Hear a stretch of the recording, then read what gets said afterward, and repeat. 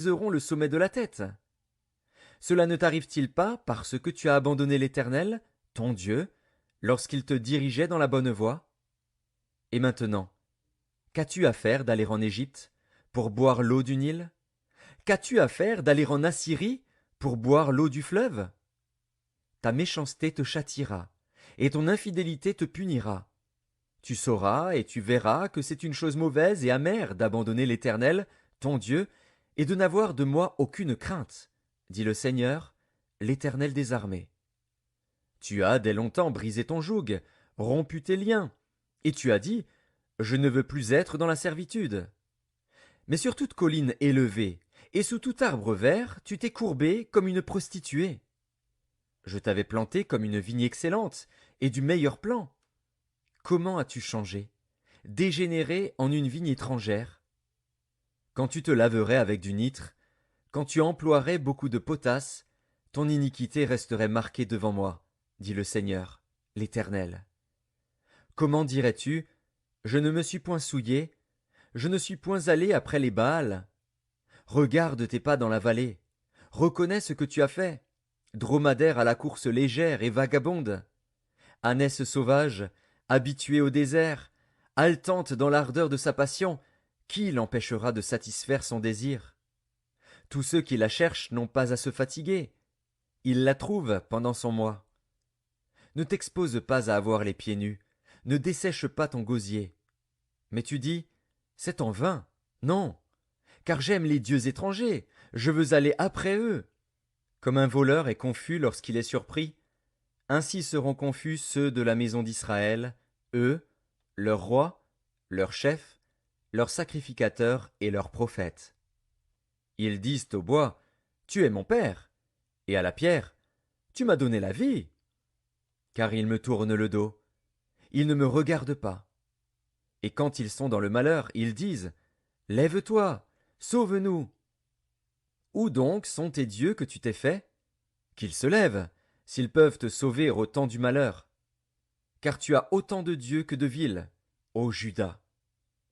Pourquoi contesteriez-vous avec moi? Vous m'avez tous été infidèles, dit l'Éternel. En vain ai-je frappé vos enfants. Ils n'ont point eu égard à la correction. Votre glaive a dévoré vos prophètes, comme un lion destructeur. Hommes de cette génération, considérez la parole de l'Éternel. Ai-je été pour Israël un désert, ou un pays d'épaisses ténèbres? Pourquoi mon peuple dit-il, nous sommes libres, nous ne voulons pas retourner à toi? La jeune fille oublie-t-elle ses ornements, la fiancée sa ceinture? Et mon peuple m'a oublié depuis des jours sans nombre. Comme tu es habile dans tes voies pour chercher ce que tu aimes, c'est même au crime que tu les exerces. Jusque sur les pans de ton habit se trouve le sang de pauvres innocents, que tu n'as pas surpris faisant effraction.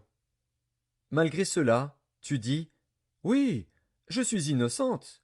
Certainement sa colère s'est détournée de moi. Voici, je vais contester avec toi, parce que tu dis, je n'ai point péché. Pourquoi tant d'empressement à changer ton chemin? C'est de l'Égypte que viendra ta honte, comme elle est venue de la Syrie. De là aussi tu sortiras, les mains sur la tête. Car l'Éternel rejette ceux en qui tu te confies, et tu ne réussiras pas auprès d'eux. Jérémie, chapitre 20. Pashur, fils d'Imer, sacrificateur et inspecteur en chef dans la maison de l'Éternel, entendit Jérémie qui prophétisait ces choses. Et Pashur frappa Jérémie, le prophète, et le mit dans la prison qui était à la porte supérieure de Benjamin, dans la maison de l'Éternel. Mais le lendemain, Pashur fit sortir Jérémie de prison. Et Jérémie lui dit, ce n'est pas le nom de Pashur que l'Éternel te donne, c'est celui de Magor Missabib. Car ainsi parle l'Éternel, voici, je te livrerai à la terreur, toi et tous tes amis. Ils tomberont par l'épée de leurs ennemis, et tes yeux le verront. Je livrerai aussi tout Juda entre les mains du roi de Babylone, qui les emmènera captifs à Babylone et les frappera de l'épée. Je livrerai toutes les richesses de cette ville, tout le produit de son travail, tout ce qu'elle a de précieux. Je livrerai tous les trésors des rois de Juda entre les mains de leurs ennemis, qui les pilleront, les enlèveront et les transporteront à Babylone. Et toi, Pashur, et tous ceux qui demeurent dans ta maison, vous irez en captivité. Tu iras à Babylone, et là tu mourras, et là tu seras enterré, toi et tous tes amis auxquels tu as prophétisé le mensonge. Tu m'as persuadé, Éternel, et je me suis laissé persuader. Tu m'as saisi, tu m'as vaincu, et je suis chaque jour un objet de raillerie. Tout le monde se moque de moi. Car toutes les fois que je parle, il faut que je crie à la violence et à l'oppression. Et la parole de l'Éternel est pour moi un sujet d'opprobre et de risée chaque jour. Si je dis, je ne ferai plus mention de lui, je ne parlerai plus en son nom, il y a dans mon cœur comme un feu dévorant qui est renfermé dans mes os. Je m'efforce de le contenir, et je ne le puis.